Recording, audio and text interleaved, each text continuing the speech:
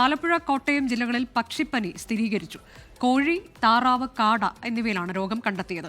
ആലപ്പുഴയിലെ 8 പഞ്ചായത്തുകളിലെ ഓരോ വാർഡിലും കോട്ടയത്ത് 3 വാർഡുകളിലുമാണ് രോഗബാധ.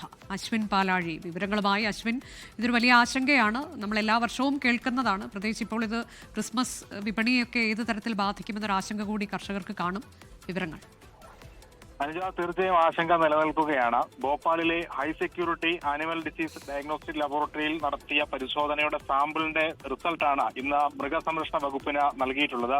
ഈ പരിശോധനാ ഫലത്തിലാണ് ആലപ്പുഴ ജില്ലയിലെ 8 പഞ്ചായത്തുകളിലെ ഓരോ വാർഡുകളിൽ രോഗം സ്ഥിരീകരിച്ചിരിക്കുന്നത്. അതിനു പുറമെ കോട്ടയം ജില്ലയിലെ 4 പഞ്ചായത്തുകളിലെ ഫാമുകളിലും ഈ പക്ഷിപ്പനി സ്ഥിരീകരണമുണ്ട്.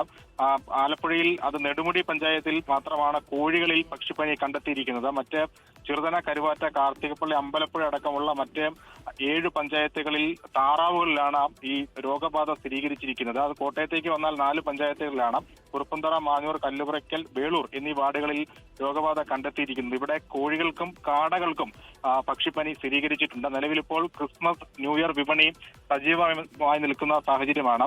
ഇതിലേക്ക് വേണ്ടി, ഈ വിപണികൾക്ക് വേണ്ടി മാത്രം ലക്ഷങ്ങൾ മുടക്കിയാണ് കർഷകർ ഇവറ്റകളെ വളർത്തിയിരുന്നത്. ആ സാഹചര്യത്തിൽ ഇവയെല്ലാം നശിപ്പിക്കേണ്ട ഒരു സാഹചര്യമാണ് നിലവിലുള്ളത്. അടിയന്തര പ്രതിരോധ നടപടികൾക്കാണ് മൃഗസംരക്ഷണ വകുപ്പ് നിർദ്ദേശം നൽകിയിരിക്കുന്നത്. ഇന്നും നാളെയുമായി ഈ വളർത്തിയിരിക്കുന്ന പക്ഷിപ്പനി സ്ഥിരീകരിച്ച ഫാമുകളിലെയും വാർഡുകളിലെയും മുഴുവൻ കോഴികളെയും, താറാവുകളെയും, കാടകളെയും മറവ് ചെയ്യണമെന്നാണ് നിർദ്ദേശം. എന്തായാലും ആ നടപടികളിലേക്ക് കർഷകർ കടന്നിട്ടുമുണ്ട്. അനുജ, ആലപ്പുഴ, കോട്ടയം ജില്ലകളിൽ കർഷകർക്ക് ആശങ്കയായി മാറുന്നു. പക്ഷിപ്പനി സ്ഥിരീകരിച്ചിട്ടുണ്ട്. കോഴി, താറാവ്, കാട എന്നിവയിൽ രോഗം കണ്ടെത്തിയിട്ടുണ്ട്. ആലപ്പുഴയിലെ 8 പഞ്ചായത്തുകളിലെ ഓരോ വാർഡിലും കോട്ടയത്ത് 3 വാർഡുകളിലും രോഗബാധയുണ്ട്.